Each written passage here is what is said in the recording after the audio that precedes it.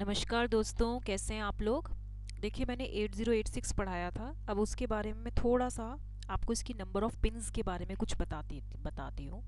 जैसे 8086 है, कई बार पिन्स के बारे में पूछ लेते हैं। तो इसमें जो एड्रेस लाइंस होती हैं, जैसे AD14 टू AD0, ये होता है 2 to 16। ठीक है। अब इसमें जैसे आप ये देख सकते हैं AD15 है, तो AD15 की जो पिन नंबर है वो 39 है। आपको याद करना पड़ेगा। NMI, non mask able interrupt, इसका पिन नंबर 17 है। INTR का पिन नंबर है 18।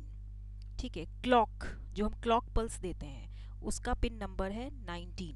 जो इसमें ग्राउंड पिन्स होती हैं, दो ग्राउंड पिन्स होती हैं इसमें, तो वो होती है 1 and 20। उसके बाद इसमें जो सप्लाई वोल्टेज होती है VCC, दैट इज़ योर 40।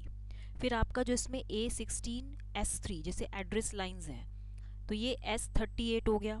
फिर इसमें A17 S1 हो गया आपका, सॉरी S4 हो गया। फिर आपका A18 S5 हो गया। ठीक है। फिर आपका A19 S6 हो गया। फिर आपका ये जो पिन्स हैं आपकी A17 S4, ये this is your pin number 37। A18 S5 ये 36 है। और A19 S6 ये 35 पिन है। ठीक है, ये याद होनी चाहिए। बस हाई इनेबल BHE S7, ये पिन नंबर है 34। MN MX बार, MN MX बार, ये है आपका 33। उसके बाद आपका है, जैसे इतना मैंने आपको बताया। अब इसके बाद आप देख सकते हैं इसमें जैसे रीड लाइंस भी हैं RD। ठीक है। RD is 32। RQ request grant line, RQ GT note, इसकी वैल्यू है 31। फिर RQ GT1 है, जब ये 1 पे सेट होगा तो ये 30 हो जाएगा।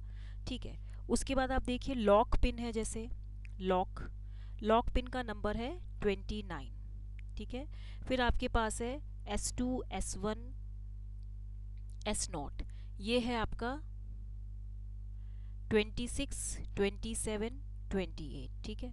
फिर आपके पास है जैसे QS0 QS1, ये है आपकी 25 24। इन्हें याद कर लीजिए, QE स्टेटस होता है ना ये। उसके बाद है आपका टेस्ट पिन इसमें कौन सी होती है, this is your 23। Then ready pin होती है इसमें एक, रेडी पिन होती है 22। देन रीसेट आपका, when it is reset, that is 21। अब यहीं पे जहाँ मैंने ये पिन्स लिखी हैं, यहीं पे आप ये भी देख सकते हैं कि जैसे RQ रिक्वेस्ट ग्रांट लाइन जहाँ पे है, वहीं पे यहाँ पे होल्ड पिन भी होती है। अच्छा, मैंने ये वाला मार्कर लिया है ना, तो मैं मार्कर चेंज कर लेती हूँ। वहीं पे आपकी होल्ड पिन भी होती है। इधर HLDA होती है, जहाँ पे आपकी ये 30 पिन है, यहाँ पे HLDA भी होती है। जहाँ पे लॉक है, यहाँ राइट पिन भी होती है। आप इसे चेक करिएगा। ठीक है। S2 है, तो यहाँ पे MIO बार होती है। ठीक है, MIO होती है। फिर यहाँ पे DTR होती है, DEN होता है। ठीक है। फिर इसमें एक QS0 25 पे आपका जो है ALE होता है, एड्रेस लैच इनेबल होता है। और QS1 पे आपका INT होता है, इंटरप्ट एक्नॉलेज होता है। ठीक है। तो इतना मुझे आपको बताना था। अच्छा, उसके बाद अब इसमें जैसे इतना मैंने आपको बता दिया, फिर और भी कुछ इंपॉर्टेंट पॉइंट्स होंगे तो हम डिस्कस करेंगे। अब जैसे है आपका इसमें, let me change the marker first. जैसे आपका लेना है मुझे ये वाला। अब इसमें जैसे IC के नाम है, IC 74198, ये होता है 8 bit shift register. 8 bit shift register होता है ये। ठीक है। फिर है आपका IC 74175, ये होता है क्वाड डी फ्लिप फ्लॉप होता है। फिर आपका है IC 74104, ये सारे क्वेश्चंस आए हैं एग्जाम्स में, इसीलिए मैं बता रही हूँ। JK master slave flip flop होता है, JK master slave flip flop होता है।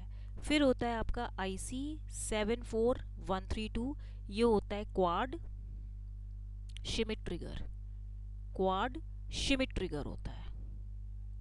ठीक है। तो इस तरीके से आपको ये सब पता होना चाहिए कि मैं ये बता रही थी।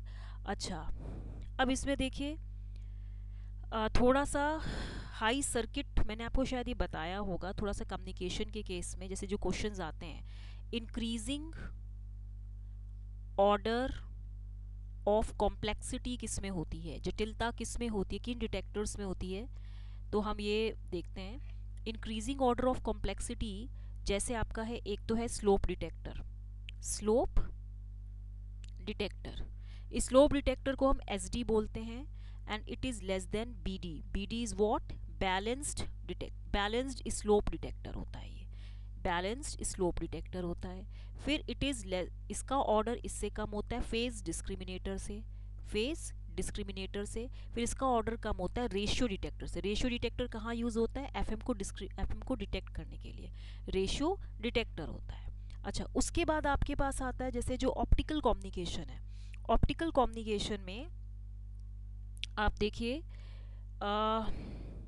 जैसे मैंने आपको जो एक क्वेश्चन मैंने आपको बताया भी था फर्स्ट क्लास में जब मैं ये पढ़ा रही थी, इस केस में मैंने आपको बताया भी था, जैसे बैंडविड्थ है मल्टी मोड स्टेप इंडेक्स की, it is less then bandwidth of, ये क्वेश्चन आया एग्जाम में, multi mode graded index, it is less then. ये मुझे ये सारे पॉइंट्स कलेक्ट करने में मैंने काफ़ी मतलब बुक्स को कंसल्ट करके तब मैंने ये निकाला है काफ़ी इसका, bandwidth of single mode step index. ठीक है, एसएमएसआई क्या होता है मैंने आपको बताया था, single mode step index fibre.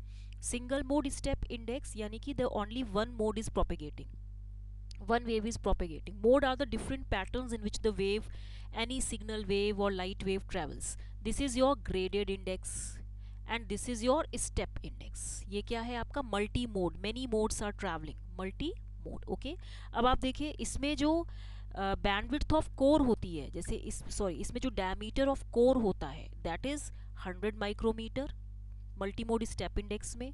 50 to 85 micrometer होता है मल्टी मोड ग्रेडेड इंडेक्स में, 50 to 85 माइक्रोमीटर। और सिंगल मोड स्टेप इंडेक्स जो है इसमें जो डायमीटर ऑफ कोर होता है that is your 10 micrometer, 10 micrometer. ठीक है, तो बैंडविड्थ जो है फिर इसकी ज़्यादा है, सिंगल मोड स्टेप इंडेक्स की बैंडविड्थ ज़्यादा होती है। ठीक है, अच्छा ये हो गया। अब इसमें एक और चीज़ है, जैसे ये सब मैंने आपको बताया था, अब हम इसमें पॉइंट टू पॉइंट कंसल्ट करेंगे ना। जैसे कि मान लीजिए अब मैंने आपको गैलियम आर्सेनाइड बताया था, गैलियम आर्सेनाइड जो है ईजी, गैलियम आर्सेनाइड इसका जो एनर्जी बैंड गैप है it is less then easy of gallium nitride. ठीक है, आईएनपी का कितना होता है ये मैं आपको बताया है मैंने गैलियम नाइट्राइड, इसको मुझे कमेंट सेक्शन में लिखिएगा कितना होता है ईजी गैलियम नाइट्राइड का। Energy band gap indium phosphide का कितना होता है 1.36 EV। ठीक है, अच्छा ये हो गया। अब इसमें देखिए जैसे डिजिटल लॉजिक फैमिलीज में आपको कई बार बता चुकी हूँ, ये क्वेश्चन भी कई बार आया है, पावर डिसिपेशन ECL का very much greater than power dissipation of TTL होता है, it is greater than power dissipation of MOS होता है। सबकी वैल्यूज़ मैंने बताई हैं, आप उसको देखिएगा। पावर डिसिपेशन ऑफ CMOS मतलब CMOS का पावर डिसिपेशन बहुत कम होता है, फिर मॉस का होता है, फिर TTL का होता है, फिर ECL का सबसे ज़्यादा होता है। ठीक है, अब इसमें जैसे मैं आपको बता भी देती हूँ, जैसे मान लीजिए बाई CMOS है, बाई CMOS है, ECL है, CMOS है, या बाईपोलर TTL है, बाईपोलर TTL है, तो इसका जो पावर डिसिपेशन पर गेट होगा, पावर डिसिपेशन पर गेट होगा वो कितना होगा, बाई CMOS का होता है 17 माइक्रोवाट, ECL का कितना होता है 25 मिलीवाट टू 73 मिलीवाट, इसका CMOS का कितना होता है 2.75 माइक्रोवाट, और बाईपोलर TTL का कितना होता है 6 मिलीवाट। ठीक है, तो इस तरीके से होता है। अच्छा, अब एक चीज़ और है, मैंने आपको जैसे क्या बताया था, ये तो सब कुछ मैंने बताया ही था। ऑप्टिकल कम्युनिकेशन में जैसे डायमीटर जो है कोर का in case of single mode step index fibre it is less then the diameter of multi mode graded index fibre. ये आता है क्वेश्चन, ये कोर के केस में है, multi mode graded index fibre is less than diameter of multi mode step index fibre. अब मैं कितना होता है सिंगल मोड स्टेप इंडेक्स का diameter of core 5 to 10 micrometer, ये मैंने बताया है। Diameter of multi mode graded index fibre core के केस में कितना होता है 50 to 85 micrometer. Multi mode step index fibre के केस में होता है 100 to 970 माइक्रोमीटर। तो ये होता है, ठीक है, मैंने आपको इतना बताया है। अच्छा, मोडल डिस्पर्जन जो होता है single mode step index fibre में, जो मोडल डिस्पर्जन होता है, ये मैंने आपको बताया भी था, अभी हम डिस्कस करेंगे ऑप्टिकल कम्युनिकेशन। डिस्पर्जन जानते हैं ना, flattening of pulse in their adjacent time intervals, फैलाव जिसे बोलते हैं। Model dispersion single mode step index में 0 होता है, ठीक है। अच्छा, अब ये थोड़ा थोड़ा था जो मुझे आपको बताना था, तो ये अभी हम नेक्स्ट क्लास में थोड़ा सा इलेक्ट्रॉनिक्स का देखेंगे, ठीक है। एक चीज़ और बता देती हूँ, जैसे कि मान लीजिए ये है आपका कंट्रोल सिस्टम है। अभी ये कंट्रोल सिस्टम में जैसे डायग्राम बना देते हैं कुछ एग्जाम्स में, तो जैसे ये बताया है, तो यहाँ पे ये ओमेगा है, ठीक है, ये ओरिजिन है, यहाँ पे आपका एक जीरो है, ये -1 है, दिस इज़ योर -1, ये रियल है, ये इमेजिनरी है, यहाँ पे ओमेगा टेंड्स टू इन्फिनिटी है। तो ये कौन सी, इज इट स्टेबल, ये स्टेबल है, दिस इज स्टेबल, लेकिन ये ऑसिलेटरी सिस्टम है, this is stable but oscillatory system. उसके बाद अब जैसे आपका है ये वाला, यहाँ पे अगर ये -1 को क्रॉस कर रहा है, यहाँ पे एक पोल है, ठीक है, इधर जो भी है पॉइंट है जैसे, तो यहाँ पे ये क्या है, मार्जिनली स्टेबल होगा, marginally stable sustained oscillations, marginally stable, unstable होगा, sorry, this is your marginally unstable system, ठीक है।